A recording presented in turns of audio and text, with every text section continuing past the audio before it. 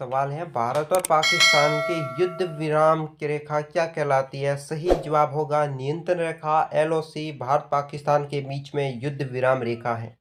अगला सवाल, भारत की सबसे लंबी अंतर्राष्ट्रीय स्थल सीमा कितनी है, कहाँ किसकी है? सही जवाब होगा बांग्लादेश के साथ भारत की सबसे लंबी अंतर्राष्ट्रीय सीमा रेखा बनती है।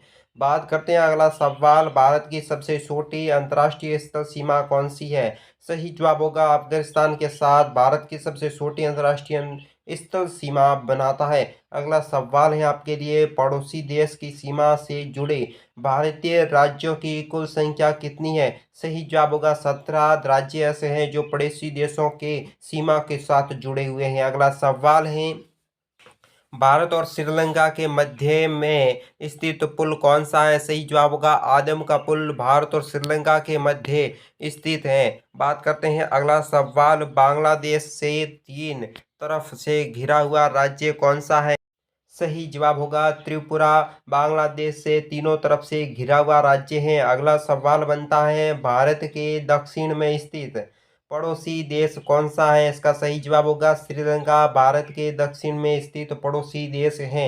अगला सवाल आपके लिए है, भारत के पश्चिम में स्थित पड़ोसी देश कौन सा है? इसका सही जवाब होगा पाकिस्तान भारत के पश्चिम में स्थित पड़ोसी देश हैं। बात करते हैं अगले सवाल की तरफ। अगला सवाल है, भारत का जलीय सीमा से लगे दो देश कौन से हैं? सही जवाब होगा श्रीलंका और मालदीव भारत के जलीय सीमा के साथ जुड़े हुए दो देश हैं। अगला सवाल है, भारत का निकटतम समुद्री पड़ोसी देश कौन सा है? सही जवाब होगा श्रीलंका भारत का निकटतम पड़ोसी देश समुद्री पड़ोसी देश है। अगला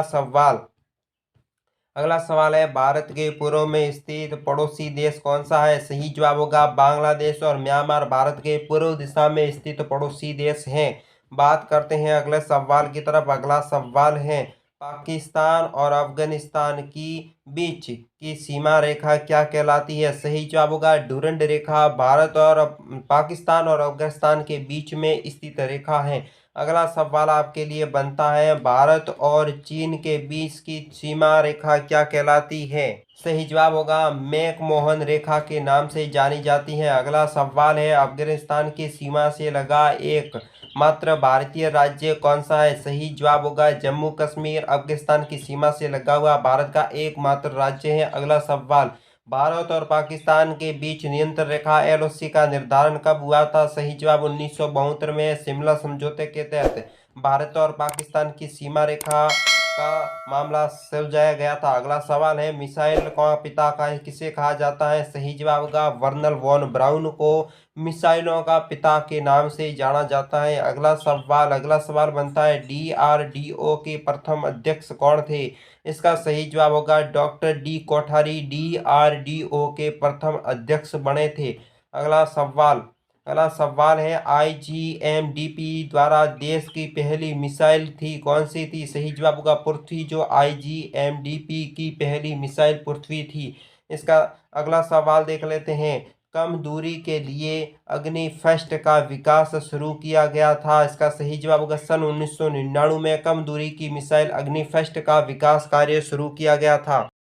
अगला सवाल है, अग्नि सेकंड की मारक क्षमता कितनी है? सही जवाब होगा 2000 किलोमीटर की ये जो अग्नि सेकंड की मारक क्षमता है। अगला सवाल आपके लिए बनेगा, अग्नि थर्ड पेलोड को ले जाने की क्षमता कितनी है? सही जवाब होगा 1.5 टन तक अग्नि थर्ड जो भार वहन करने में ताकतवर है। अगला सवाल आपके लिए होगा, ब्रह्मोस मिसाइल का पहला परीक्षण किया गया था? सही जवाब 12 जून 2001 को उड़ीसा में इसका सही जवाब होगा, जब ब्रह्मोस मिसाइल का सफल परीक्षण किया गया। अगला सवाल है आपके लिए, त्रिशूल मिसाइल है, सही जवाब क्या होगा? सही जवाब है सतह से हवा के लिए मार करने वाली मिसाइल त्रिशूल मिसाइल कहलाती है।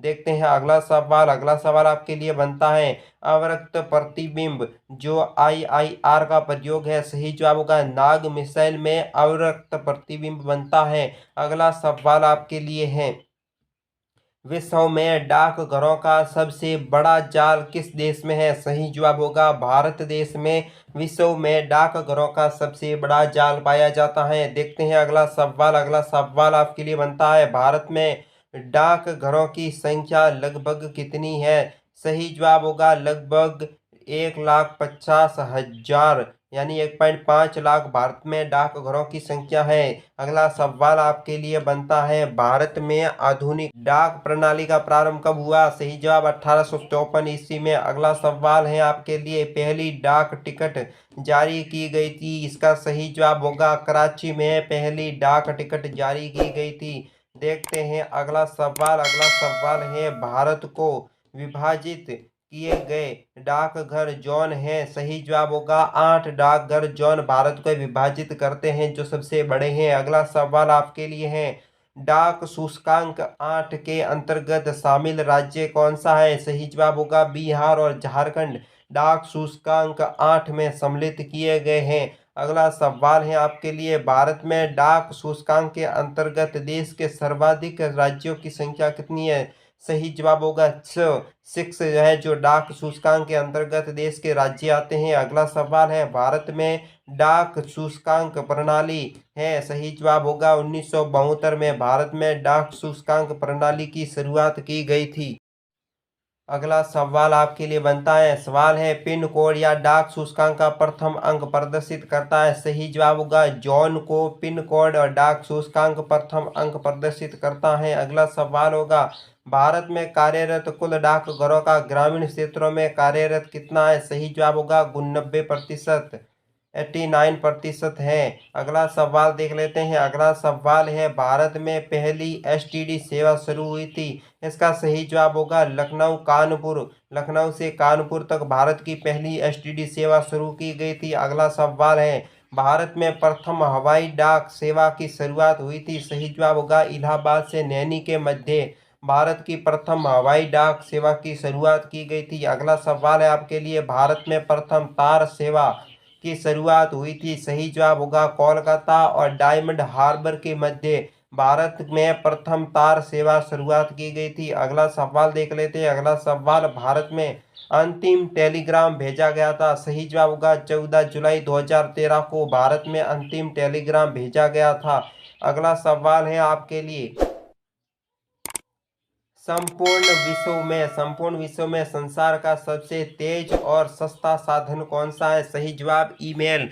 ईमेल जो सस्ता और सबसे तेज संसार साधन है। चैनल सब्सक्राइब, वीडियो लाइक, दोस्तों के साथ शेयर कर ले। आज की वीडियो में बस इतना ही। कमेंट बॉक्स में बताएं आपको वीडियो कैसा लगा।